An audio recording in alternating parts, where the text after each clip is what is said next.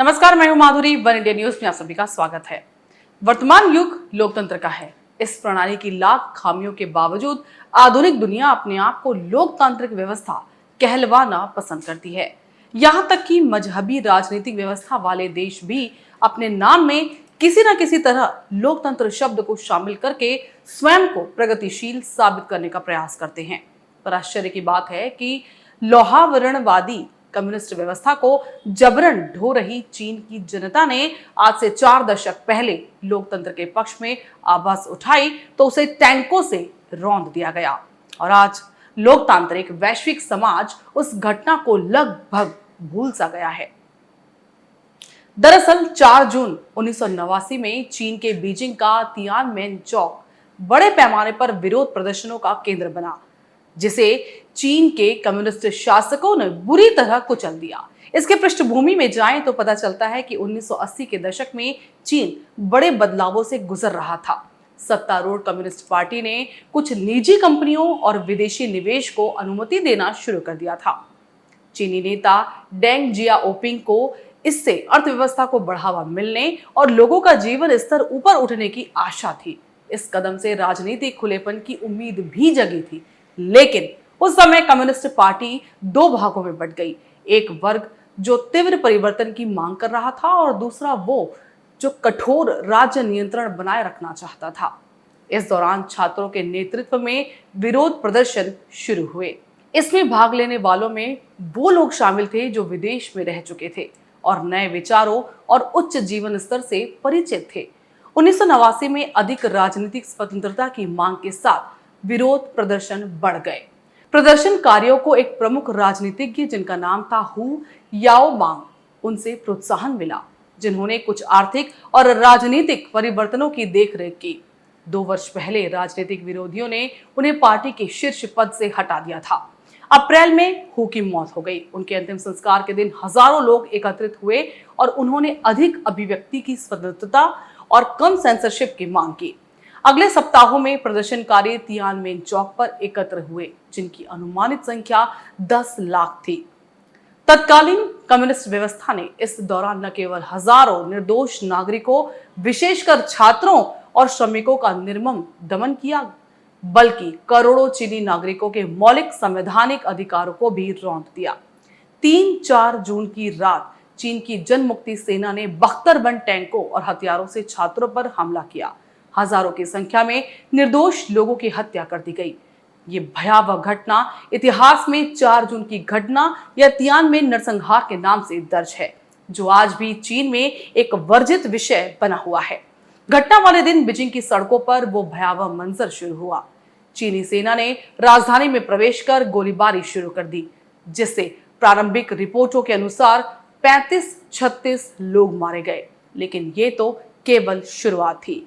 4 जून की सुबह करीब 4 बजे जब तियानमेन चौक पर हजारों की संख्या में निहत्थे छात्र, नागरिक, बच्चे और बुजुर्ग शांतिपूर्वक लोकतंत्र और पारदर्शिता की मांग को लेकर एकत्र थे, तब कम्युनिस्ट सरकार ने क्रूरतम रूप का प्रदर्शन किया। सरकार ने न सिर्फ टैंक और हथियारबंद जवानों को तियानमेन चौक पर भेजा, बल्कि लड़ाकू विमानों तक की तैनाती की। बिना किसी चेतावनी के गोलियां बरसाई गई। निर्दोष लोगों को कुचला गया, दौड़ते बच्चों को भी निशाना बनाया गया और चौक को रक्त रंजित कर दिया गया। यह कार्रवाई सिर्फ एक नरसंहार नहीं, बल्कि लोकतंत्र, अभिव्यक्ति की स्वतंत्रता और मानवाधिकारों की भावना पर एक संगठित राज्य प्रायोजित प्रहार था। बीजिंग की सड़कों पर मानव रक्त की नदियां बह रही थी। यह कोई युद्ध का मैदान नहीं था, बल्कि एक शांतिपूर्ण लोकतांत्रिक प्रदर्शन के खिलाफ राज्य द्वारा चलाया गया सुनियोजित नरसंहार था। चीन की कम्युनिस्ट सरकार ने छात्रों और नागरिकों की शांतिपूर्ण मांगों का उत्तर टैंकों और गोलियों से दिया। रात के अंधेरे में बीजिंग की सड़कों पर टैंक गर्जना करने लगे और कुछ ही घंटों में लगभग 10,000 निर्दोष लोगों की जानें चली गई। चीनी सरकार के अनुसार 200 लोग मारे गए और 3,000 लोग घायल हुए। तियानमेन नरसंहार को लेकर वर्षों तक चीन सरकार ने मृत्यु संख्या को लेकर पूर्ण गोपनीयता बनाए रखी। लेकिन समय के साथ कुछ अंतर्राष्ट्रीय दस्तावेज सामने आए, जिन्होंने इस भयावह घटना की असली तस्वीर उजागर की। चीन में तत्कालीन ब्रिटिश राजदूत एलन डोनाल्ड ने 1989 में लंदन भेजे अपने गोपनीय टेलीग्राम में स्पष्ट रूप से कहा था कि इस सैन्य कार्रवाई में कम से कम 10,000 लोगों की मौत हुई है। ये टेलीग्राम घटना के 28 वर्षों बाद सार्वजनिक हुआ। हांगकांग बैप्टिस्ट विश्वविद्यालय में चीनी इतिहास, भाषा और संस्कृति के विशेषज्ञ जियां पीए कबेस्टन ने इस टेलीग्राम पर अपनी प्रतिक्रिया देते हुए कहा कि ब्रिटिश राजनयिकों द्वारा भेजे गए आंकड़े हैं और इन्हें खारिज नहीं किया जा सकता। प्रसिद्ध चीनी लेखक और सामाजिक आलोचक लियाओ यीवू ने तियानमेन नरसंहार को लेकर अपनी लेखनी के माध्यम से चीनी सत्ता की क्रूरता को बेनकाब किया। उन्होंने स्पष्ट शब्दों में कहा था कि चीन अब पूरी दुनिया के लिए एक गंभीर खतरा बन चुका है। बॉल्स ऑफ ओपियम नामक अपनी पुस्तक में, जो विशेष रूप से तियानमेन चौक की घटना पर आधारित है, उन्होंने लिखा, लोकतंत्र की स्थापना के लिए संघर्ष कर रहे हजारों लोगों को सेना ने निर्ममता से कुचल दिया। ये पुस्तक न केवल चीन में प्रतिबंधित कर दी गई, बल्कि लियाओ को इस विचारधारा के खिलाफ बोलने के कारण जेल, गुप्त निगरानी और अंततः निर्वासन तक का सामना करना पड़ा। इस घटना के बाद भी चीनी सरकार ने दमनात्मक रवैया छोड़ा नहीं, बल्कि अत्याचारों की सारी सीमाएं लांघ दी। 6 जून नरसंहार के तुरंत बाद चीन में स्थित विदेशी दूतावासों ने अपने अपने नागरिकों को सुरक्षा कारणों से देश छोड़ने के निर्देश जारी किए ताकि इस घटना पर पर्दा डाला जा सके। 16 जून को आंदोलन का नेतृत्व करने वाले छात्र नेताओं की व्यापक गिरफ्तारी शुरू हुई। विभिन्न विश्वविद्यालयों से जुड़े 1000 से अधिक छात्र नेताओं को चिन्हित कर हिरासत में ले लिया गया। अगले दिन 17 जून बीजिंग में 8 नागरिकों को मृत्यु दंड दिया गया। 20 जून को चीन ने सभी ट्रैवल वीजा पर रोक लगा दी। ये निर्णय इसलिए लिया गया ताकि कोई भी आंदोलनकारी देश छोड़कर अंतर्राष्ट्रीय समर्थन न प्राप्त कर सके और विरोध की आवाज को सीमा के भीतर ही पूरी तरह दबा दिया जाए। वैसे तियानमेन नरसंहार वामपंथी विचारधारा के चरित्र का कोई अपवाद नहीं, बल्कि उसकी सतत अमानवीय प्रवृत्तियों की ही एक कड़ी है। इतिहास के पन्ने पलटने पर स्पष्ट होता है कि वामपंथी अधिनायकवाद का पूरा इतिहास ऐसे ही संविधान विरोधी अत्याचारों और दमन की घटनाओं से अटा पड़ा है।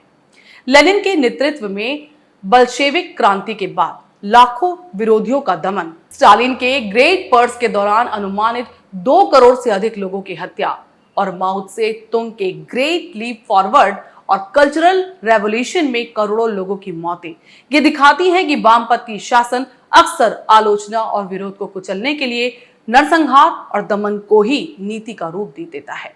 ये तथ्य भी उल्लेखनीय है कि भारत के वामपंथी विचारक और संगठन भी उन्हीं वैश्विक व्यक्तित्वों लेनिन, माओ और स्टालिन से वैचारिक प्रेरणा लेते रहे हैं, जिनकी नीतियां अत्याचार, दमन और हिंसा से जुड़ी रही हैं। चाहे वो बंगाल और केरल की वाम शासित सरकारों में राजनीतिक हिंसा का इतिहास हो या फिर नक्सलवाद और अर्बन नक्सलिज्म के माध्यम से राज्य विरोधी हिंसक गतिविधियां, इन सब में वामपंथी विचारधारा की भूमिका बार बार सामने आती है। भारत चीन युद्ध के दौरान जैसे भारत के कम्युनिस्टों ने दुश्मन देश का समर्थन कर अपने चरित्र का प्रमाण दिया, उसी तरह तियानमेन चौक नरसंहार पर भी उन्होंने चीन को मूक समर्थन दे दिया। टाइम्स ऑफ इंडिया में 16 जून 1989 को प्रकाशित वी.आर. मणि के एक लेख left stand on China conflict में बताया गया कि 1989 में जब चीन के तियानमेन चौक पर लाखों छात्र लोकतंत्र, अभिव्यक्ति की स्वतंत्रता और भ्रष्टाचार के खिलाफ शांतिपूर्ण प्रदर्शन कर रहे थे, तब चीन की कम्युनिस्ट सरकार ने उन पर टैंकों और बंदूकों से अत्यंत निर्मम दमन किया। परंतु इस भीषण नरसंहार पर भारतीय वामपंथी दलों, विशेष रूप से सीपीआई-एम और सीपीआई का रुख विरोधाभासी और मौन समर्थन देने वाला ही रहा। इन दलों ने न तो इस नरसंहार की स्पष्ट रूप से निंदा की और न ही चीनी सरकार की आलोचना की।